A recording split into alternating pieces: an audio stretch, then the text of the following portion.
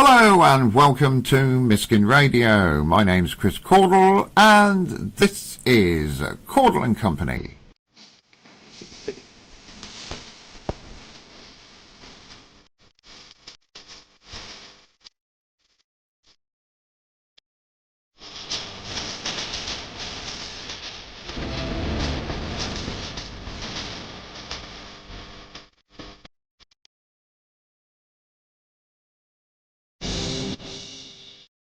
Well, good evening, everyone, and welcome to Caudle and Company on this Sunday evening. Glad you could join us. Now, there's been a lot of talk this year about whether we're actually seeing the global warming or the start of another ice age. Now, the BBC itself has reported that global warming's taken place on and off over the last 2 million years, and even ice ages have been coming and going for millions of years. Yes, it's Mother Nature's way of regulating itself, of course it is, and it will go on even after we've all gone. Now, at this time, scientists all over the world can't agree which it is, and the debate on that goes on. However, what all scientists agree on is that there is a pole shift taking place in what scientists call the magnetic reversal of the Earth, which can have a serious impact not just on the Earth but us humans too, and yes, even us here in Kent. Now, if you have any questions or comments on today's show,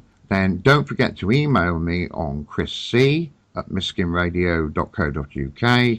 Now, to explain what a magnetic reversal is and how it will affect us and the planet and other things, we're very privileged today to have in the studio from the United States, Ben Davidson.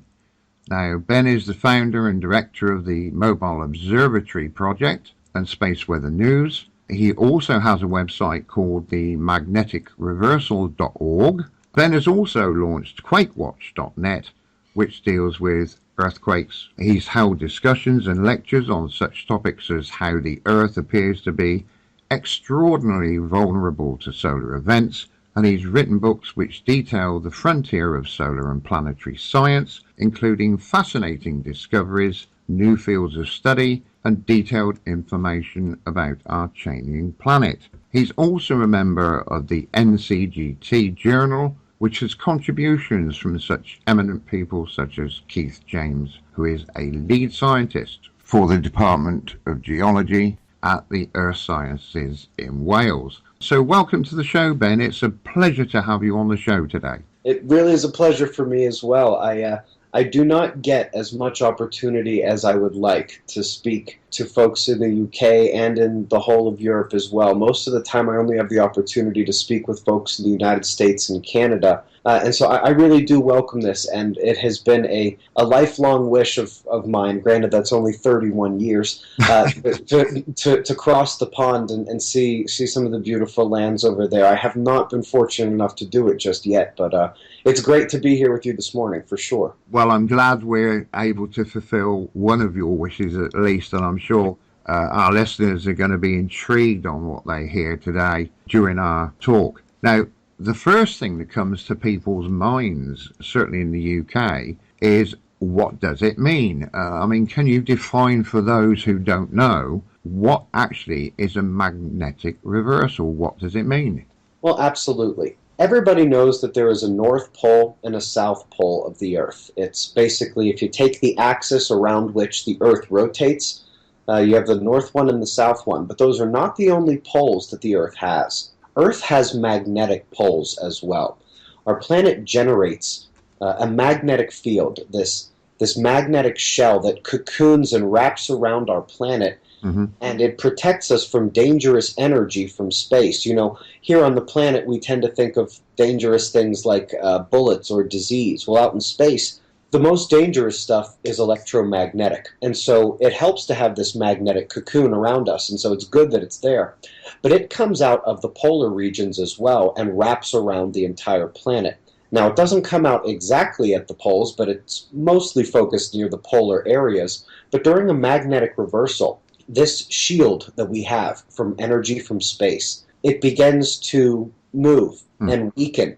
And what I'm hoping to talk about today is first the movement of where the magnetic poles are, where the magnetic field of Earth is actually coming out and wrapping around the planet. Mm-hmm. And then I'd love to talk a little bit more about what it means to actually have that field weaken significantly during this time. So what a magnetic reversal is that magnetic shell around our planet begins weakening, and the actual position of the magnetic poles begins to shift and reverse. And presumably, at least at the outset, one would assume that it's sort of a thing where north becomes south, south becomes north. After a period of great instability and weakness in the magnetic field, things would go back to normal. But it's that period of change that is really the focus of the magnetic reversal. There's billions of people all over the world, and of course here as well. What effects are likely to be on a full magnetic reversal? What will happen when this event occurs, which I believe people are now quite certain of that it's already started? Well, there are a lot of different ways to look at that. There are going to be changes to the weather. There's going to be changes in earthquakes and volcanoes. We may find that our technology might not work as expected or might not work at all for a number of different reasons. There could be effects on people's health, on even things like cognitive processes in people as well. It's really the sort of thing that has the ability to touch almost everything in our world. It might be an idea if we broke this down in turn a bit so that people can clearly understand what's involved, which will affect them. So, I mean, being as you probably know, the British are always on about the weather. So if we start with that first, what's likely to happen to the weather that we experience? I mean, I know recently in the Midwest I read temperatures hit -26 from what they call a polar vortex. Is that part of it? Just what will happen?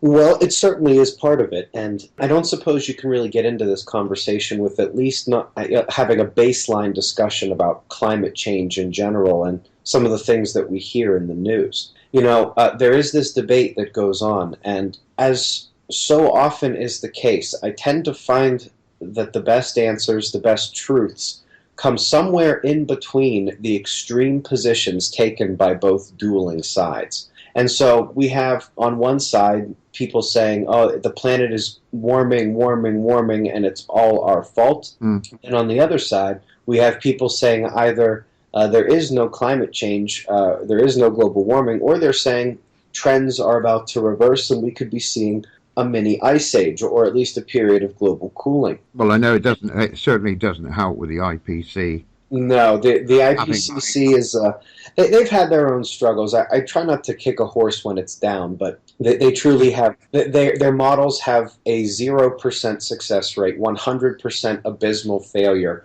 for now about 22 years. I don't think it helps also where the IPCC have been found guilty in court, and also obviously the leaked emails where they've now been caught out for manipulating proper, observed and measurable data. Definitely. And it's not just them. It's major government organizations all over the world that have been doing things that don't necessarily sit well mathematically, some fiddling with the data. I happen to have had some friends who were working for people who were getting to put their names as authors on some of the original IPCC reports, and they were saying that they were coming to actually somewhat different conclusions about the climate, but essentially what their bosses said was, do you like this job? Do you want to get funding next year? You talk about global warming and you talk about how much our fault it is, or else we're not going to be here next year. And, my friends had, the two I'm speaking of, they had both just gotten married and they had both just had their first child. They were in no position to bite the hand that feeds them, so to speak, and I can't really blame them for that. Do you think it's done irreparable damage to the integrity of science or scientists? Absolutely. What's going on? Is it recoverable? Will they get the public's support for them in the future, or has this been a road too far now? Well, the IPCC's former head, who actually was the first guy to come out and say, all right, we have to admit it's been 17 years and there's no global warming. Basically, it's as hot as it was 17 years ago. Mm. And he said that a couple of years ago now, actually. He is now gone, and there's going to be a lot of changes taking place. And when the next IPCC reports come out, that will really determine how seriously they're taken, because while there has been evidence of warming periods over the last century, if you look further back in time than the IPCC is willing to look, you see that solar activity matches up quite well. You see that oftentimes temperature is actually leading carbon dioxide as opposed to carbon dioxide leading CO2. We find that there's just something missing in the current climate models, and if the IPCC can get on board with the 300 plus papers that say, hey, we need to be taking a closer look at the sun and this thing called space weather and how this electromagnetic energy from space is really just affecting us in ways that we don't understand. I think that if they can do that, they do have a chance to salvage some credibility. It's always, what have you done for me lately? The magnetic, I might be wrong, but I assume the magnetic reversals that we're talking about is evidenced in the geology of the planet and possibly even ice cores going back billions of years. I would assume that that's correct, is it? Certainly, certainly. And what sort of the weather impact that we're going to actually have when these poles actually get round to where they're going to be? Right. Well, it'll actually start well before then. It's already starting now as the poles have started their shift and the magnetic field as a whole has begun to weaken. And what this really is an exacerbation of what we are already seeing. In case anybody hasn't noticed, there has not been an end to snow and ice. There has not been an end to winter. In fact, just in 2009, 2010, it was one of the worst winters that Europe has ever had. I know maybe the UK wasn't hit quite as hard, but after that, the polar vortex events moved on to the United States, and 2013, 2014 were utterly brutal. We actually had temperatures dropping into the negative 30s and negative 40s with wind chills in the negative 50s in some parts of southern Canada and the northern United States. And essentially, what climate change really is, twice the story that we get to hear about in the news. We only get to hear about half of it, that, hey, there are warming events on the planet, and it's all our fault, we need to stop polluting. Yeah. I don't necessarily disagree with either of those, especially the polluting part. I would love it if we treated this planet a bit better. However, we are seeing just as many extreme cold events as we are extreme warming events. Antarctica, a bunch of times in the last few years, has broken the record for the most amount of ice there is there. There are more people dying from the significant cold events than from the flooding and from drought-induced famines and other things like that. As we get better at predicting and dealing with those events, we don't seem to be doing very much preparation, thinking, analyzing, or preparing for the cold events that do not seem to be going away. And the reason they're not going away is because what's really driving these climate changes is partly human influence, but a big deal of it is the sun. We're seeing this extreme climate swing back and forth because with our magnetic field changing, it is allowing that energy from space to have a greater effect on Earth. And that energy drives those greater swings. So, for example, if you're used to having a nice sunny day, then perhaps a bit of rain, and then it cools down the next day, well, more recently we have been seeing across the globe where it's 10 degrees above average. You get a terrible, storm, and then it's 10 to 20 degrees below. And it's those extreme swings back and forth, the most extreme, hotter heat, colder cold, worse storms, worse floods, things like that. A lot of those things, there's evidence now. There's actually been over 300 papers published in the last few years just about how space weather and the sun can drive these events over the short term in terms of intense single events and over the long term in terms of trends. And the only thing standing in the way of that energy having complete control over our atmosphere and the ground, by the way, is Earth's magnetic field. It is the protective interface with energy from space. And as the poles move and as the field weakens as a whole, what we will be seeing is that energy causing an exacerbation of these extreme events, more extreme events, and allowing that energy from space to have a greater effect on our planetary systems as a whole. To keep it germane to the people listening here, there is I'm sure if you look at a map, you can take a look at where you're located in terms of latitude compared to other parts of, say, Russia or the United States. Yeah. Those other latitudes are frigid, freezing cold, and yet the UK gets to enjoy something a little different. Now, that's not all because of the water that's around you. A lot of it has to do with what's known as the Icelandic low. There's a low pressure system that basically sits near Iceland, and on its eastern edge, which is usually somewhere where the Atlantic Ocean narrows up near the north, it drives that heat north. It's not just the currents in the ocean. It is actually driving warm air. And it tends to get stuck there a lot of times in winter, which is one of the reasons why generally you guys don't have as bad a winter as somebody at the same latitude in Canada, for example. Yeah. However, we can see those events change more easily and more significantly, just like we did in 2009 and 2010, when this energy changes our planet. And so things like, imagine if that low shifted and instead of getting much better temperatures than the other latitudes of the world, than the other people at your latitude of the world. Imagine if it's colder there because the winds have shifted, and all of a sudden in the Hudson Bay they don't get snow, up in Canada one winter. What you'll see is generally most places in the world are seeing about 300 to 320 days a year that are just slightly above average. And then they're seeing a handful, maybe 20 to 40 days a year that are 10, 15, 20 degrees below average. And so I would have to say that, a lot of the stuff that you hear about in terms of climate change, while there might be more to it than humans, they talk about the floods and the rising tides and the storms and the droughts and all this.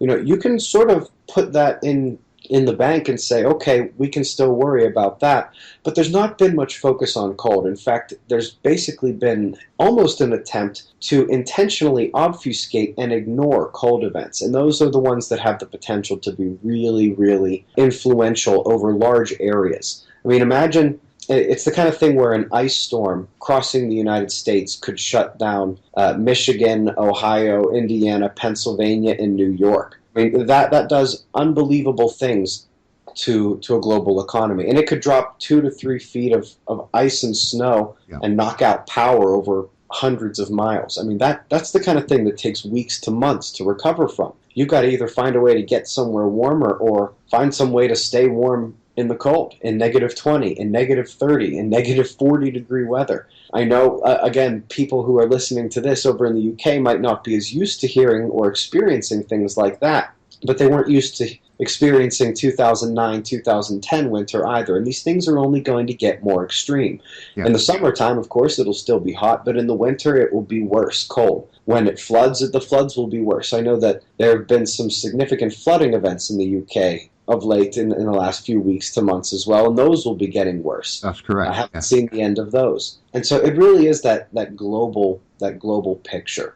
One of the things that the BBC were having a documentary on just recently, now everybody's heard of Yellowstone Park, which is absolutely beautiful. I've seen pictures, I've seen documentaries on it, but it lurks a raging bull underneath because, if people don't know, Yellowstone is in fact a volcanic caldera, i.e. a super volcano capable of its own causing an extinction event. In terms of the magnetic pole reversal, what does that actually mean for earthquakes and volcanoes around the world, and especially ones like Yellowstone, which I believe there's about 5 or 8 of these supervolcanoes around the world? What does it mean for those? Are they going to start erupting because of the reversal is pulling on them? How is it going to affect those? Well, I guess we can start with the good news. None of the supervolcanoes appear like they're anywhere near going off. And Yellowstone in particular is, I believe, thousands of years away. I'm so Just a, glad. you know, every 8 to 10 months there is an earthquake and geyser uptick at Yellowstone, and this is part of it. You know, the pressure builds up. It needs to release that pressure. So this happens all the time, and it happens on a fairly regular schedule. It can actually range from anywhere from about 6 months to a year, but it's usually somewhere about 8 to 10 months apart. Yeah. And of course, these things are always used as clickbait and trying to scare people and say, hey, see this uptick? Yellowstone's about to go. And the last 2 years they've been lucky because the upticks happen to coincide with the seasonal animal migrations. So they got to say the animals were fleeing as well, even though it was all just a fun coincidence. Yeah. If we see Yellowstone not have an earthquake and geyser uptick for, say, 5 or 10 years, then I will start to worry about how much pressure is building up. But as long as it is releasing the pressure, I'm not as worried. Now, the bad news is, apart from those, we're going to be seeing far more large earthquakes and significant volcano eruptions. And here's why. The main original research that we have done was on tracking how the magnetism of our sun actually triggers the largest earthquakes on the planet. Magnitude 8 and higher, the ones that make tsunamis, the ones that kill the most people. And we observed this over time for years, and even showing it every day in our morning news programs. It was hard to get anyone to take it seriously. So I was living in the state of Ohio at that time, and I went to the Ohio State University's statistics department, and I asked them if they would run these numbers for me. And essentially it was just 2 data sets, and they were checking to see if the data set on what the solar magnetism was doing had any sort of pattern or correlation with the data set of earthquakes in the world. Yeah. Fairly simple. Of course, they did kind of look at me like I was crazy when they heard what I wanted them to try to figure out, but a few weeks later, they were not only convinced, but the head of the statistics group at Ohio State agreed to write a paper on it with me, saying, "Hey, look, this guy's got the observations. Here's my math showing that it's not fake or anything." And Dr. Kong Papu Yen, an engineer from NASA, actually jumped on board with us as well and is helping us continue that research. Well, think about the most important thing I said in that entire little spiel there. It's the sun's magnetism. What is it that is weakening on the planet? It is Earth's magnetic shield. It is that same magnetism that we've been talking about, that same dangerous magnetism and energy that can affect the atmosphere and can affect the weather. It's the same thing that affects earthquakes and, in a way, volcanoes as well. We'll get to that in a second. But again, the only thing stopping the sun's magnetism from triggering these earthquakes in a major way more often, and unfortunately to a much higher magnitude, is Earth's magnetic shield. Without it, the sun is left to openly affect Earth with those magnetic fields. So it's something very interesting. Now, I might have mentioned that the magnetic field doesn't only protect us from the sun, it protects us from all electromagnetic energy from space, and that comes from more places than just the sun. Right. We have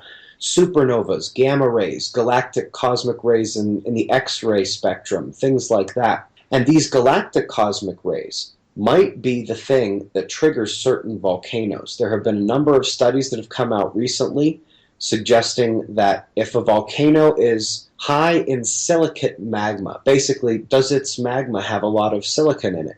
If it does, and we get more cosmic rays, which is something we would expect if we lose our shield from them, it creates much more energetic states of the magma, and it increases its viscosity as well, which allows it to move and slide through rocks and actually enter eruptive phase. Right. This is likely what happened about 70,000 years ago when there was a population bottleneck of humans.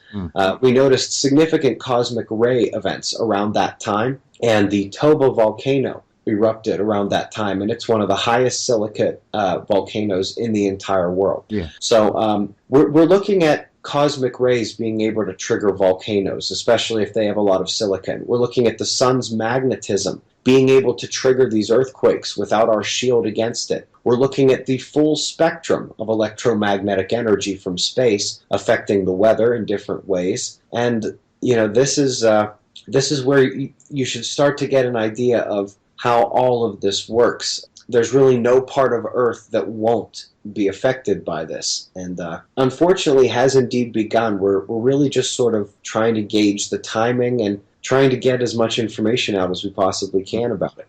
How low could it get? It probably wouldn't get lower than about 5 or 10%. However, there's no evidence that we have ever completely lost our magnetic field. If we had, we'd look like Mars.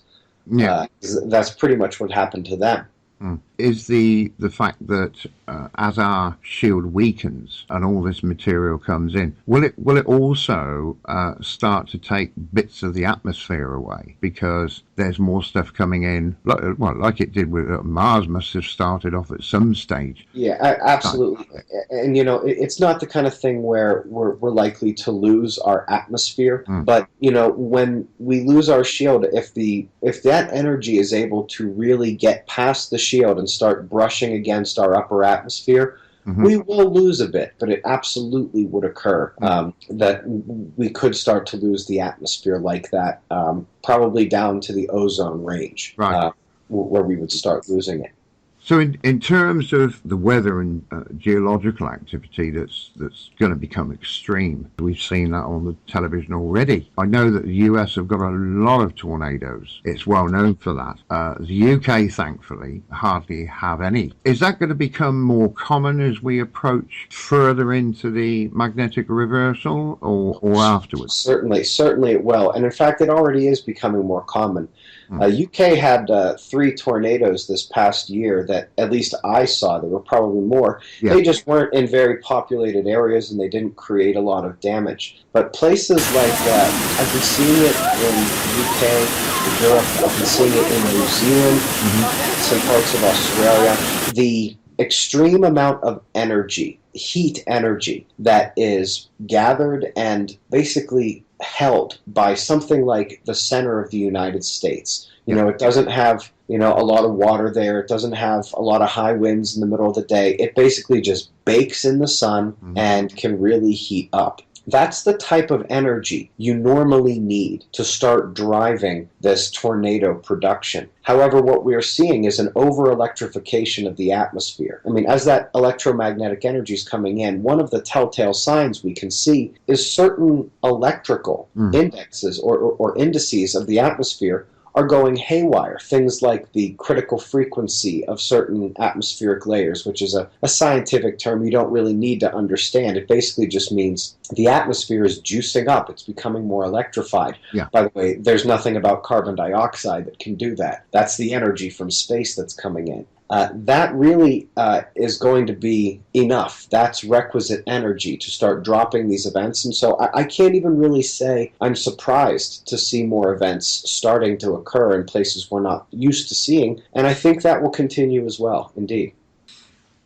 So, Ben, the magnetic reversal, how is that going to affect or what is the movement of the poles at the moment and the weakening of the poles? We've actually been tracking the movement of the north magnetic pole for quite some time. Indeed, both magnetic poles are moving. The north is moving faster than the south, but the south is somehow ahead of the game in terms of where it's going. Essentially, the south is moving at a very steady pace, but it has already left the continent of Antarctica and is coming up in the southeastern Indian Ocean off to the west of Australia. And the North Pole is, after spending hundreds of years very stably calm in northern Canada, because these poles aren't exactly right at the geographic north and south, but they do tend to be close there. Yeah. Well, so this one was up in Canada, but all of a sudden it decided it wanted to take off across the Arctic Ocean towards Siberia. And it is not moving at a stable clip. It started off moving just a few kilometers in a few years. up to 10 kilometers a year. And at this point, we are at 50, 70, maybe as much as 100 kilometers per year that North Magnetic Pole is racing across the Arctic Ocean towards Siberia. Now, what's interesting is when you think of a pole reversal and where the magnetic poles would reverse or flip to, you picture the world like a clock with the North Pole up at 12 and the South Pole down at 6. I hope you can see that in your mind. And if the North Pole was going to start shifting towards 1, 2, 3, 4, you'd expect the South Pole to stay on the other side of the planet and start shifting towards 5, 6, 7, 8. Unfortunately, that's the exact opposite of what's happening. As the South Pole comes up just west of Australia and is heading towards Indonesia, the North Pole is coming towards Siberia to head down through Mongolia, China, and towards Indonesia. The poles are on a collision course. Now, nobody in the world can say whether they're going to run right past each other and go to the opposite north and south, whether they're going to both try to stay there, whether one will stay there and one will try to pop out on the other side of the planet. Nobody can really say, but what we can say is what we would expect to happen, that being the poles staying on the other side of the planet, is definitively not what's happening. It's the exact opposite of what's happening. There seems to be something drawing the poles there. Frankly, it's nowhere near as important or practical of a discussion as the weakening aspect of the magnetic field and what that is actually going to mean for us in terms of weather, earthquakes, volcanoes, and perhaps most importantly, our technology. We're certainly not prophets, but I can tell you this. The United States Navy is bringing back navigation by the stars for all officers. Really? There's a reason for that. They will probably end up saying something like, well, our GPS is vulnerable in war times to EMPs and hacking and things like that. And certainly that is true. I tend to think there may be other reasons they're bringing back navigation by the stars, because those things aren't going anywhere. The pole is on the move quickly. Okay, so let's take a break now, and when we come back, I'll be asking Ben about the weakening of the magnetic field, so stay with us for some more interesting discussion, and I'll look forward to hearing you back shortly. Miskin Radio, number one live online.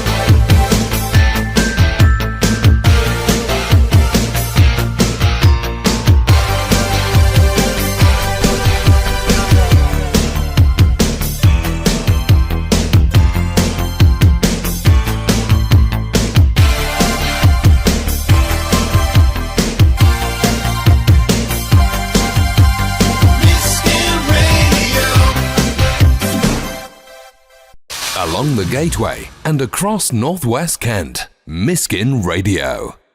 And welcome back to Caudle & Company, where today I have as our guest Ben Davidson, and we've been having a very interesting discussion with regarding to the magnetic reversal of the Earth. Now, Ben, nice to carry on the conversation. The magnetic reversal of the Earth, our current shield, is weakening. What does that actually mean in terms of how it's going to affect us, or what information is there on the weakening of our magnetic protection? Well, the most recent information is all pretty much coming out of the European Space Agency's SWARM mission. It's called the SWARM mission because essentially it's a bunch of satellites that are swarming around the Earth. It's a constellation of satellites, they call it. And so it swarms around like a bunch of bees, and it's constantly taking readings of the magnetic field. Now, before I get to some of the most recent information, it might help to lay a bit of a foundation. Before the break, we talked about how the poles, the actual magnetic poles, after being relatively stable for what ended up being thousands of years, they began moving faster we are seeing this actual movement, this shift in the magnetic poles accelerate. Yes. Well, to match that, we are seeing an accelerated weakening of the magnetic field, of our protection from energy from space. From about 1600 or so is when we started noticing this weakening. And over about 250 years, up to about 1850, we lost a few measly percent of the magnetic field. So it wasn't really much to write home about. Of course, during that period of time, the poles were actually still relatively stable. They hadn't really begun to move yet. Yeah. But over just the next 150 years, so much shorter, we lost 10% of Earth's magnetic field. Now, that's no small potatoes right there. And during that time, that is when the magnetic poles really began to take their movement to another level and begin accelerating. Well, that takes us from 1850 up to the year 2000. Now, the next significant update we got was in the year 2010, and it said we were down then 15% in our magnetic field since the mid-1800s, which means that after losing 10% in 150 years, we lost 5% more in only 10 years, indicating that we could lose another 10% in only 20 years compared to losing it in 150 years before. Thanks, Mark. This acceleration is where it gets somewhat scary, because you start to do the math on that and you realize that we could be down, and we don't have to completely go down to zero for there to be problems. We're only down a handful of a percent now, and we're already seeing a ton of energetic changes to our planet. Well, what happens when we've lost twice as much, or when we're down under 50%? This is where the math starts to get a little scary, because we don't know exactly how fast the curve is moving. Now, I've plotted some of the data points using those percentage lost in the magnetic field. It's the prominent thing on magneticreversal.org. It's the first thing you'll see when you go to the website. And what it seems to indicate is sometime in the next couple of years, we could begin to see a plummeting of magnetic field strength. And I don't know if that's 2017 or 2020, 2025. And bear in mind, patterns can change, and for all I know, as I'm sitting here talking to you, the Earth is going to decide to forget math, forget cycles, forget patterns, and just go back to normal.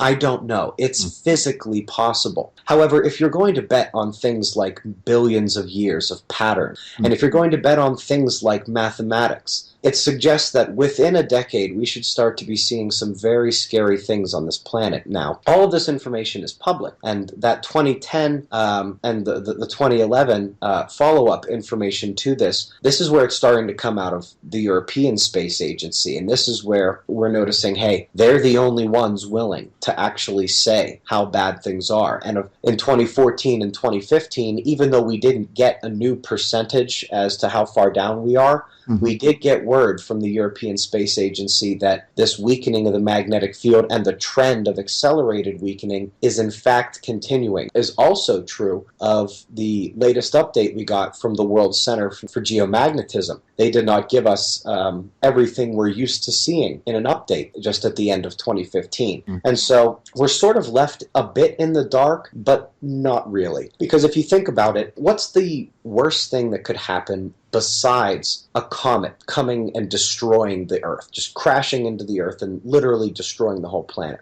Apart from an extinction level event like that, the worst thing that can happen is panic, chaos, anarchy, fear, widespread, people seeing no reason to go to work the next day, no reason to pay their taxes, no reason to follow the law. Everything I see shows I must admit, I don't know as much about what your governments are doing, but I have seen nothing from my government except trying to get us to prepare. Now, this is a double-sided coin, and they're stuck between a rock and a hard place, because as this, quote, bad guy, this government guy said in the movie 2012, what do you want to do? Just tell everyone they're doomed? There'll be anarchy. We won't be able to save anyone. And so it's a rock and a hard place. I don't like the secrecy. I would love for everyone to be able to prepare in their own way, but I would definitely not want to be the one who had to make that call and bet on the people not going into mass panic. Yes. because I took Psychology 101, and I don't want to make that bet that the people wouldn't panic.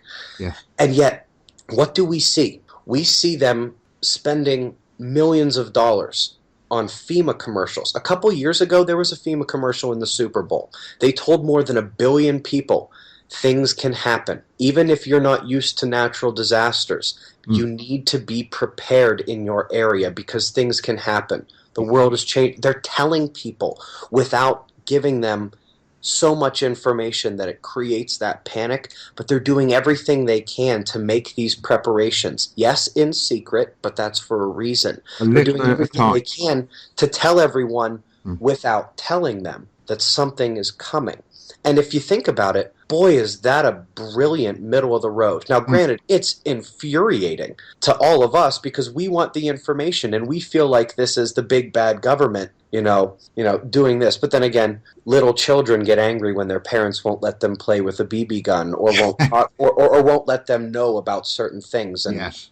as children, we think our parents are evil and they hate us and they just want to control our lives. It's not until we grow up that we actually realize what's really been going on the whole time. Now, where that whole thing sort of comes back round is these preparations that the government is doing.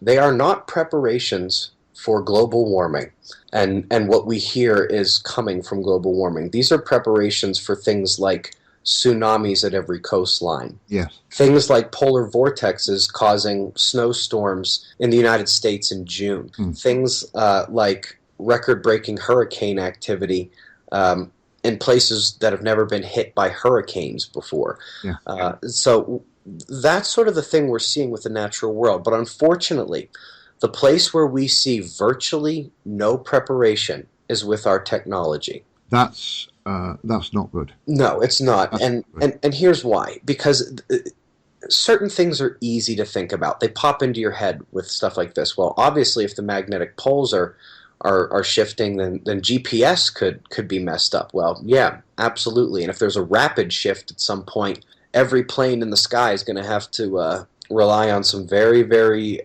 ingrained skills in the pilots, or else there could be a problem. But, is that going to end the world? No.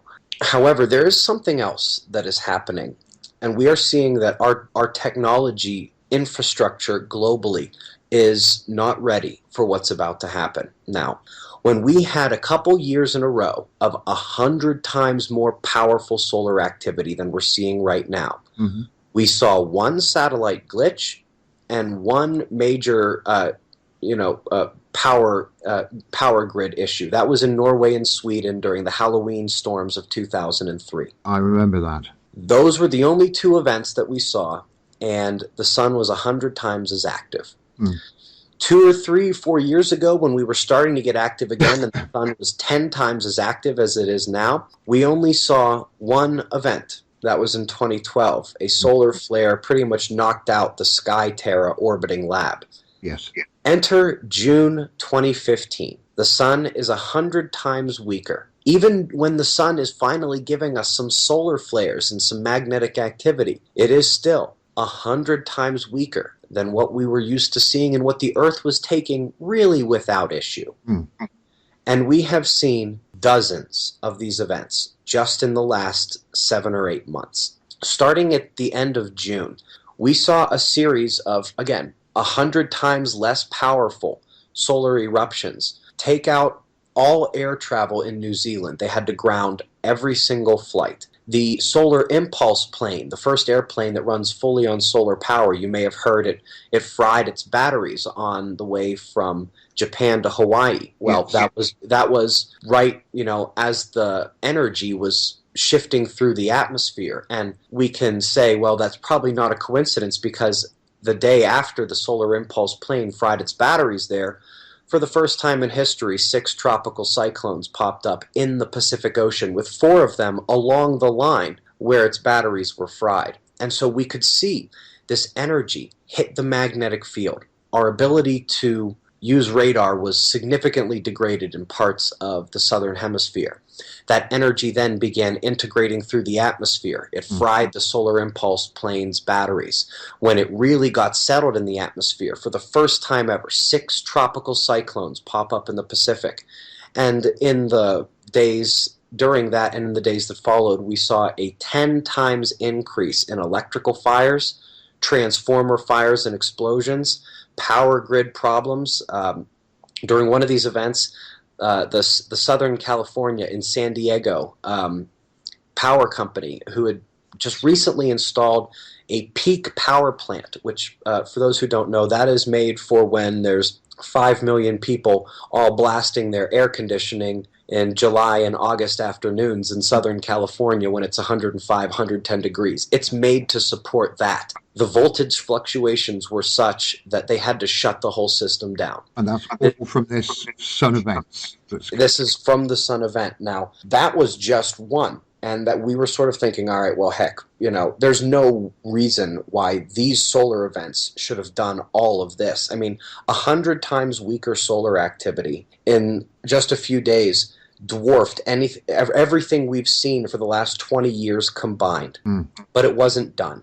Just a few weeks later, an even weaker solar eruption triggered the same kind of thing in the eastern United States. It emanated from the Virginia and Washington, D.C. area, but hundreds of flights up and down the eastern seaboard had to be canceled because we lost the ability to use radar. And we had multiple transformer issues in nuclear plants around the world during that same event as well. So what's the European Space Agency's take on all of this activity that's going on?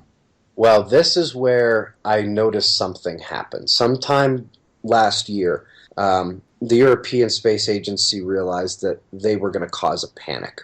And so they are not commenting on things like this. And so, for example, I will sit here and tell you, as the person who runs the most watched space weather program on this planet, that if the sun gave us anything like it gave us 5 years ago, or 10 years ago, God forbid, there's a very good chance we would be thrown back into the Stone Age. And it's one thing for a power grid to be blown in one part of the world and everyone else can come to their aid. When you lose your entire global infrastructure, who's coming to help you?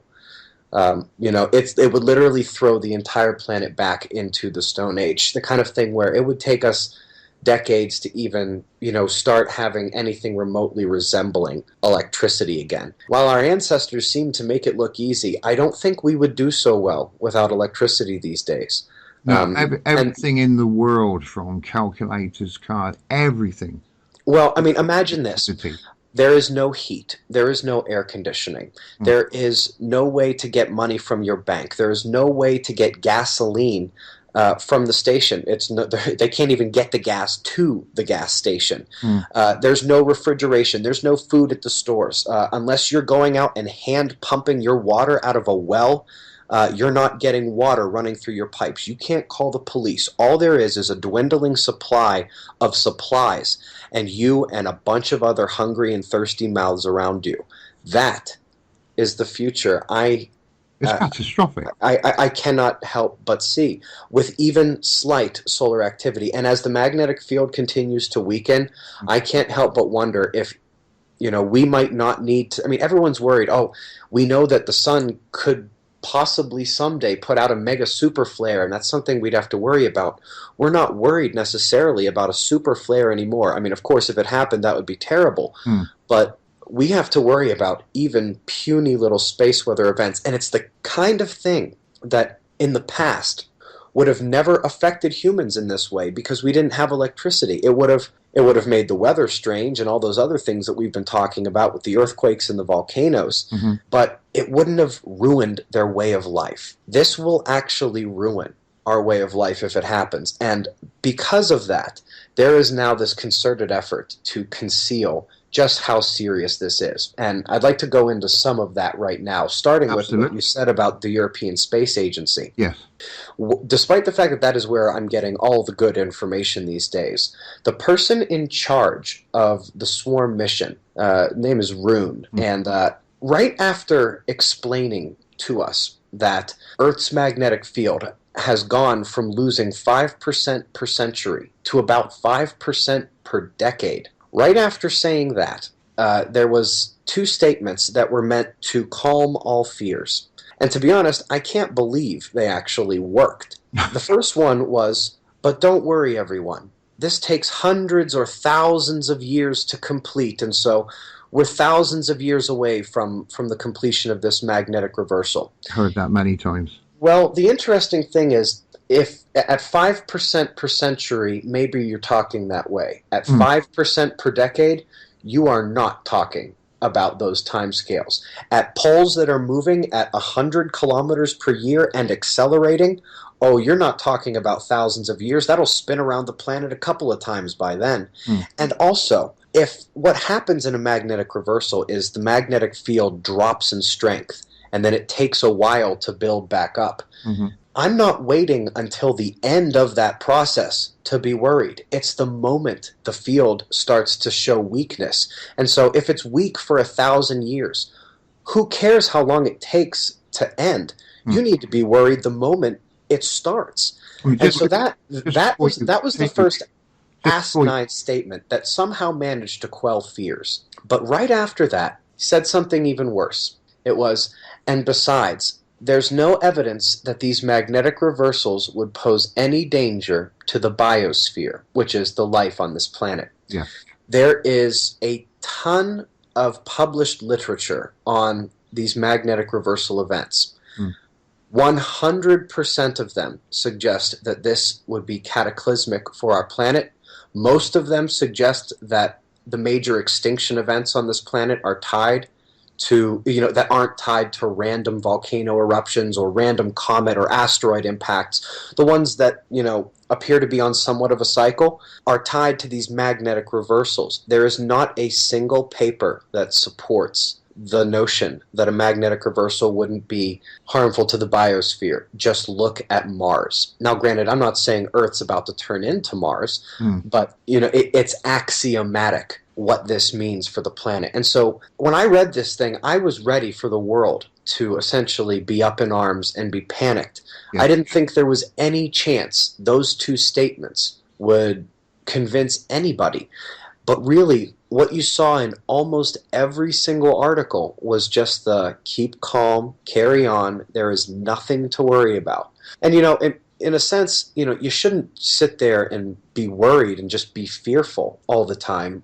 Fear is a thief of your time and your focus, and it's not helpful. But awareness and preparation, when you have the proper set of facts and you are aware enough to be concerned, and as opposed to fearful, yes, boy, you're looking at a very, very good way to look at these things. Now, how low can this field strength go? Probably 5 to 10%. There is no evidence that we have ever lost our magnetic field completely. And something interesting will happen. If we get to a point where the solar wind actually starts to impact our atmosphere, we will have some atmospheric loss up in the upper layers, but it will also induce a secondary magnetic field. So that we will never be completely open to space energy, but we can probably get down to 5 to 10%. Which is bad enough when you consider that our shield. To be perfectly honest, the events, if one is to actually take a look at every extreme meteorological event from 2015 and this very young 2016, one can already see that 15-20% down in the magnetosphere. We just had the craziest tropical storm season that has ever been recorded. We broke almost every single major record that there was in terms of strongest storm, biggest storm, fastest winds, lowest pressure, most storms at one time, most storms over the year, most super typhoons, most in the Eastern Pacific, most in the Central Pacific. We broke so many freaking records this year. It's preposterous. The way it was phrased, the way I heard it phrased a couple weeks ago, was to have any one or two of these events in one year would make it one of the most significant tropical storm seasons on record. We're talking about 25 to 30 of such events. Goodness. And I can't help but think that if we do get down to 50%, we are not going to recognize this planet anymore. So, of course, I mean, all that is bad enough, the weather, the geology, but what is likely to happen to an individual or many communities throughout the world, and certainly here in Kent and in the UK, in regard to health effects of this build-up to the magnetic reversal? Well, now imagine that those people are starting to be affected by the space weather as opposed to just their societal situation. There have been an incredible amount of papers that have come out quietly about strokes, heart attacks, seizures, headaches, nausea, even things like crime rate, infant mortality, pregnancy rates, suicide rates, having to do with these energies from space. And all you have to do is ask any policeman or any nurse or somebody who works in a health ward or something like that about what happens during the full moon. This is where the term lunacy comes from. Lunacy, lunar, moon. Yes. These connections between energy, when certain things in the heavens are acting a certain way, is absolutely real. And we've gotten to a point now where science can take away the mysticism and the science fiction of it and actually see, hey, wait a minute, there's some real correlations between these things. And again, the only thing standing in the way of that energy affecting us as people is Earth's magnetic field. And on top of everything else we have been discussing, our health, our mood, our actions, our thought processes, our decision making is going to be affected all at the same time while all these things are going on the planet. If it's all going to be what sounds to be a very great upheaval, what can we do ahead of that event to protect ourselves? In fact, is there anything that we can do? Well, absolutely. You and I sitting here having this conversation is proof that there is something we can do, because this has happened on Earth thousands of times, maybe millions of times, and life has gone on every single time. The world may not look anything like it did. There might not be a global civilization. It might be fractured. 10% of the population remains or less, with no communication, literally back in the Stone Age or earlier. However, that's not going to be the end, and that has never been the end in the past, and it's not going to be the end now. What I have done, I've got local maps down to tiny streets and streams for 200 miles in every direction. I have books that will tell me about every plant and flower and berry and mushroom and insect and tree that is going to grow within 200 miles of me. I haven't read this stuff. I don't know it. It's there in case I need it. I'm going to have a lot of time if we get there.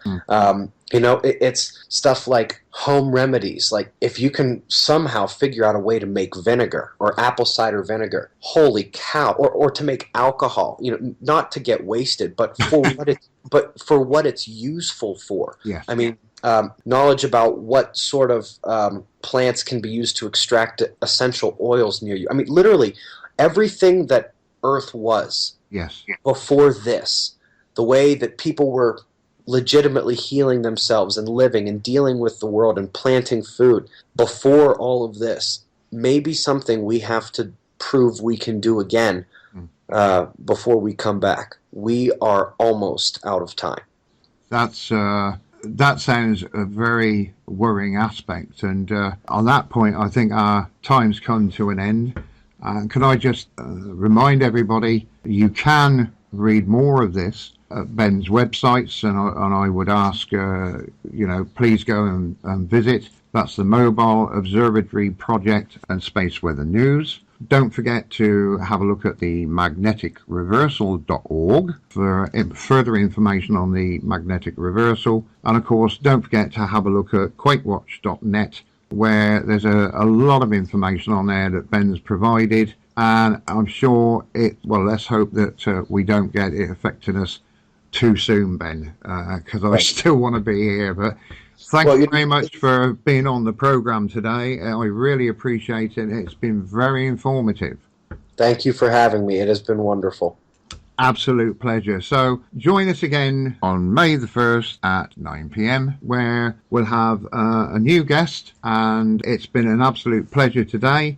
And don't forget to see us again on Miskin Radio for Quarter